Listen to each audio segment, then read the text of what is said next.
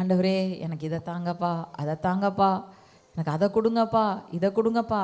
எத்தனை பேர் ஜெபத்தை ஆரம்பிக்கும் போது ஆண்டவரே எனக்கு வேறே ஒன்றும் வேண்டாம் ஆண்டவரே, நீர் மாத்திரம் போதும்னு சொல்ல முடியுமா? சொன்னாலும் வாயால் சொல்வீங்க, இருதயத்தால் அதை உண்மையிலே நம்ம கரெக்டாக சொல்லுங்க பார்ப்போம். How many of us can say? இன்னைக்கு எத்தனையோ சூழ்நிலைகளை உளுந்து கடந்த ஆண்டவரே இதை செய்யுங்க, இதை செய்யுங்க, இதை செய்யுங்க, இதை செய்யுங்க அப்படின்னு எவ்வளவு நம்ம ஜெபிக்கிறோம்.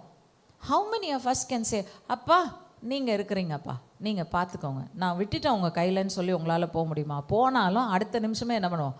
ஐயோ நடக்கலைன்னா என்ன பண்ணுறது? அப்பா பார்த்துக்கோங்கப்பா, திரும்ப திரும்ப அவரை போட்டு நச்சரிச்சிருவோம். புரியுதா? நீங்களும் நானும் அநேக நேரத்தில் ரட்சிக்கப்பட்டா கூட இளையகுமாரன் போல தான் இருக்கிறோம்.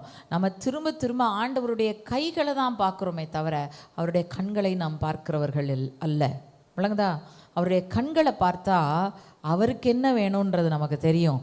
ஆனால் நம்ம கைகளையே பார்த்துட்டு இருக்கோம். கொடுக்க மாட்டாரா, கொடுக்க மாட்டாரா, கொடுக்க மாட்டாரா, கொடுக்க மாட்டாரா. விளங்குதா?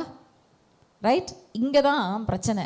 தேவன் தன்னை நாம் அறிய வேண்டும் என்று விரும்புகிறார்.